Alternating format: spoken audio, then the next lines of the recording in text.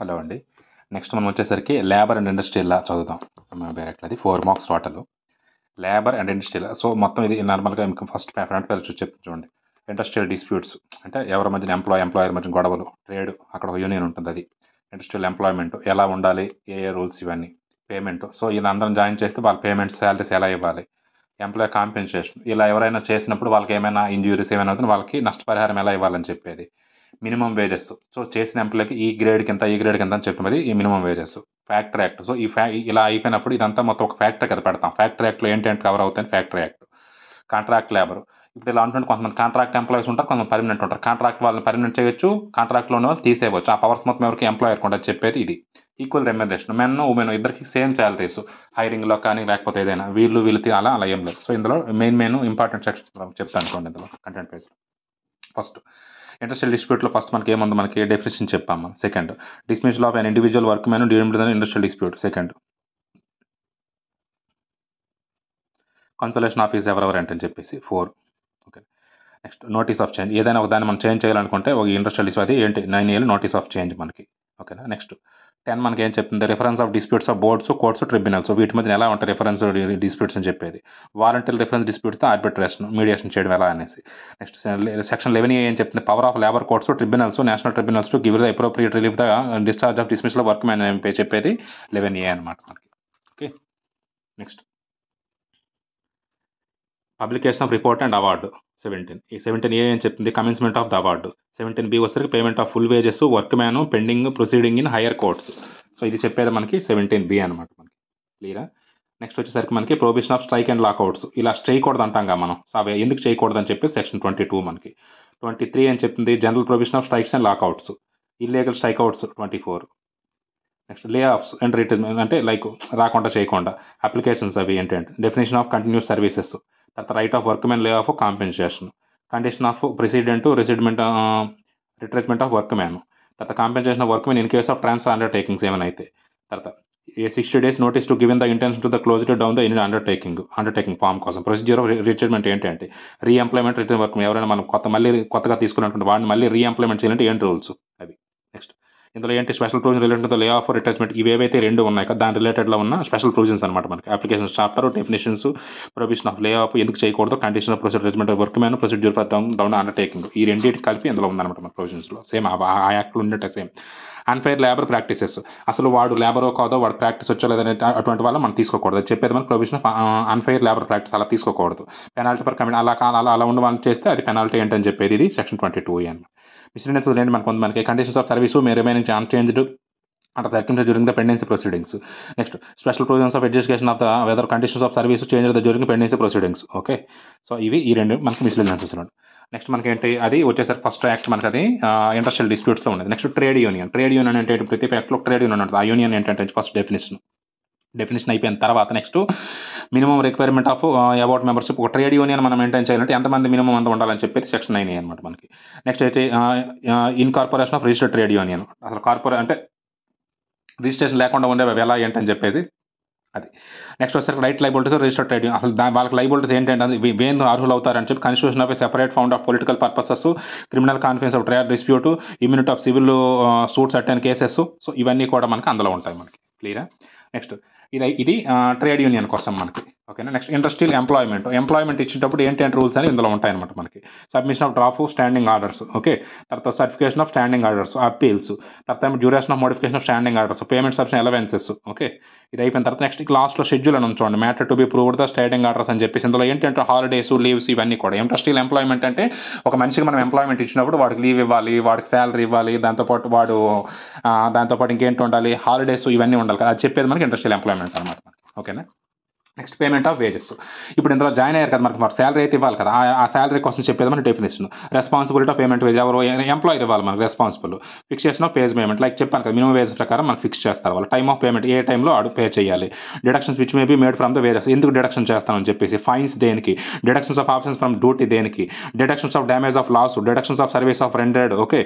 Deduction of recovery advances ఏమైనా ఉంటే advance claim తగ్గించుకోవడం, deduction for recovery loans, deduction from the payment of corporate society and insurance schemes. Okay.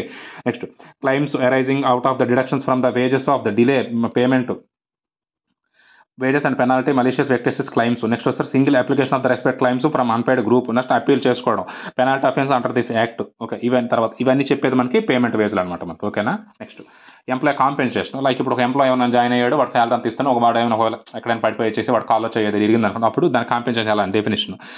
So employer liability ఎలా ఎందుకు ఇవ్వాలి, వాడు amount of compensation ఎలా ఎంత ఇవ్వాలి, amount to be compensation when due in penalty default, అది లేట్గా ఇస్తే దానికి ఎలా ఇవ్వాలని చెప్పేది మనకి ఇది ఎంప్లాయ్ కాంపెన్సేషన్ కోసం అనమాట మనకి. ఓకేనా. Next minimum wages. ఇప్పుడు ఇలా అనుకున్నప్పుడు కనీస వేతనం అంటాం. మినిమం వేజెస్ అనేది యాక్ట్ అనమాట కొత్తగా 1948. సో అదేంటి ఫస్ట్ దానికి డెఫినేషన్ ఇంటర్ప్రిటేషన్ ఏంటి, ఫిక్సింగ్ ఆఫ్ మినిమం ఎలా చేస్తారు, procedure for fixing revise minimum wages ఒకసారి రివేజ్ చేస్తాం కదా, అది ఎలా ప్రొసీజర్ ఉంటుందని, అది payment of minimum wages rates అవి ఎలా ఉంటాయని చెప్పేసి క్లైమ్ ఎలా చేసుకోవచ్చు దానికి మినిమం వేజెస్ కోసం. ఓకేనా. తర్వాత పెనాల్టీస్ ఆఫ్ సర్టెన్ అఫెన్సెస్లో ఏమైనా ఉంటాయి, తర్వాత application of payment of wages scheduled employments. So ఇవన్నీ చెప్పేది మనకి మినిమం వేజెస్ యాక్ట్ అనమాట మనకి. ఫ్యాక్టరీ యాక్ట్ ఏం చెప్తుంది, ఫ్యాక్టరీలో మనకి క్యాంటీన్ ఇవన్నీ ఉండాలి కదా, అవి ఇంటర్ప్రిటేషన్. ఓకేనా. ఫ్యాక్టరీలో మనకి ఏంటి అంటే ఇవన్నీ చెప్తాను క్లియర్గా మనకి. ఫ్యాక్టరీలో మనకి ఏం చెప్పింది, ఇంటర్ప్రిటేషన్ చెప్పింది మనకి. సో ఆ ఫ్యాక్టరీ ఉంటుంది ఏమి ఉండాలి మనకి, హెల్త్ అనేది మ్యాండేటరీ కదా, ఇవన్నీ ఇంపార్టెంట్. క్లీనింగ్ ఉండాలి, డిస్పోజల్ ఆఫ్ వేస్ట్ తీసేయాలి, వెంటిలేషన్ బాగుండాలి, డస్ట్ ఏమి ఉండకూడదు, ఆర్టిఫిషియల్ హ్యూమిడేషన్ అలా ఏమి ఉండకూడదు, ఓవర్ క్రౌడింగ్ ఎక్కువ మంది అందులో తిరగకూడదు, లైటింగ్ అనేది బాగుండాలి, డ్రింకింగ్ వాటర్ మంచిగా ఉండాలి, లెట్రిన్ యూరిన్స్ ఉండాలి, తర్వాత ఏమో స్పోటినెస్ ఎక్కడ ఏమైనా వాసనలు ఇటువంటి ఉండదు, ఇవన్నీ హెల్త్ కోసం. సేఫ్టీ ఏమి ఉండాలి, మరి వీళ్ళందరూ ఉంటే మరి సేఫ్టీ ఉండాలి కదా, ఫెన్సింగ్ మిషనరీ ఉండాలి, వర్కౌట్ నీళ్ళ మిషనరీ ఉండాలి, employment of young persons dangerous machinery దగ్గర దూరం ఉండకూడదు, striking air dishes cutting power ఉండాలి, తర్వాత సెల్ఫ్ యాక్టింగ్ మిషన్స్ ఎవరు కావాలో వాళ్ళు చేసేదానికి, caging of new machinery, provision of employment women children near cotton openers. Okay, తర్వాత హోస్ట్ లిఫ్ట్స్ ఇవన్నీ తినగా ఉండాలి, lifting machinery chains ropes lifting tackles revolving machinery, తర్వాత ప్రెజర్ ప్లైంట్ ఫ్లూట్స్ స్టైర్స్ అంటే స్టెప్స్ ఇవన్నీ తినగా ఉండాలి మనకి. ఓకేనా. Pits sumps openings floors excessive weight చేయకూడదు, ప్రొటెక్షన్ ఆఫ్ ఐస్ కళ్ళుకి మనం ఏమైనా చేసేటప్పుడు కళ్ళద్దాలు ఇవన్నీ పెట్టుకొని చేసుకోవాలి మనం. That's precautions against dangerous fumes gases, ఇది బిఎన్ఎస్లో ఉంటుంది అనమాట మనకి సేమ్ దానికి related. Precautions of regarding use of the portable electric light, తర్వాత expose of inflammable dust gas, precautions of the case of fire. Next వచ్చేసరికి power of require the specification defective parts of testability, తర్వాత safety building machinery, maintain of building, safety officers ఉంటారు మనకి, power of make ఇవన్నీ చెప్పేది మనకి సేఫ్టీలు అనమాట. So next ఏంటి, ఇప్పుడు సేఫ్టీ అనేది దాన్ని ఎవరో చూసారంటారు హజార్డ్, ఎక్కడెక్కడైతే డేంజర్ థింగ్స్ ఉంటాయి, constitution of the site appraisal committees, ఇవి ఇక్కడ ఇది ప్లేస్లో డేంజర్ అని చెప్పుద్ది అనమాట మనకి, అది 41A అనమాట. ఓకేనా. నెక్స్ట్ 41H మనకి ఏం చెప్తుంది, right of workers want to absolute అలా ఉన్నప్పుడు అది ఇలా ఉందని చెప్పొచ్చు మనం, అది 41H అనమాట మనకి. వెల్ఫేర్ అంటే ఏంటి, వాళ్ళ బాగోగులు చూసుకోవడం కూడా అన్నీ ఇవి ఇంపార్టెంటే. ఓకేనా. ఏంటంటే ఉండాలి మనకి, వాషింగ్ ఫెసిలిటీ ఉంటుంది, facility of storing drying clothing, facility of sitting, first aid complaints, canteens, shelters, rest rooms, lunch rooms, teachers, welfare officers, power to make rules, supplement chairs, ఇదంతా వెల్ఫేర్ అనమాట మనకి. మరి ఇదంతా వెల్ఫేర్ అంతా బాగానే ఉంది, ఎన్ని గంటలు పని చేయాలి ఫిక్స్ చేయాలి కదా వాడు, అది వర్కింగ్ అవర్, ఇది కూడా సేమ్ అన్నీ మనకి important. Weekly hours, weekly holidays, compensation holidays, daily hours, intervals, తర్వాత స్ప్రెడ్ ఓవర్, నైట్ షిఫ్ట్లు, provision of over shifts, extra wages, next registration of double employment అంటే ఓటీ అంటాం కదా మనం, అది. ఓకేనా. Notice period of worker adults, registration of adult workers, hours work corresponding notice 61 and 62 లేరు అని చెప్పినవి, power of make exempting rules, power of make exempting orders. Next వచ్చేసరికి నెక్స్ట్ మనకి ఏం చెప్తుంది, power of restrictions of employment women, ఇవన్నీ చెప్పేది అది మనకి. నెక్స్ట్ ఏం చెప్తుంది, మళ్ళీ ఎంప్లాయ్మెంట్ ఆఫ్ యంగ్ పర్సన్స్ ఎవరైతే ఉంటారో వాళ్ళకి ఎంప్లాయ్మెంట్ ఎలా ఇవ్వచ్చు, ఇది కూడా అన్ని సెక్షన్స్ ఇంపార్టెంట్ అనమాట. ఎందుకు ఇంపార్టెంట్ చెప్తాను చూడండి ఇందులో.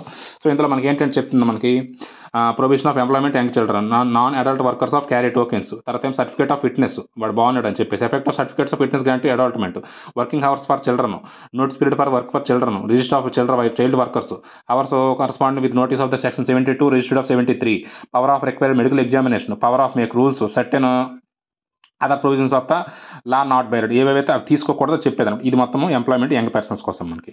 ఇది అలా అయితే ఇదంతా బాగానే ఉంది. మరి యాన్యువల్ లీవ్స్ ఉంటాయి కదా మనకి, అవి ఏంటంటే ఇగో ఇక్కడ చూడండి, యాన్యువల్ లీవ్ విత్ వేజెస్. ఓకేనా.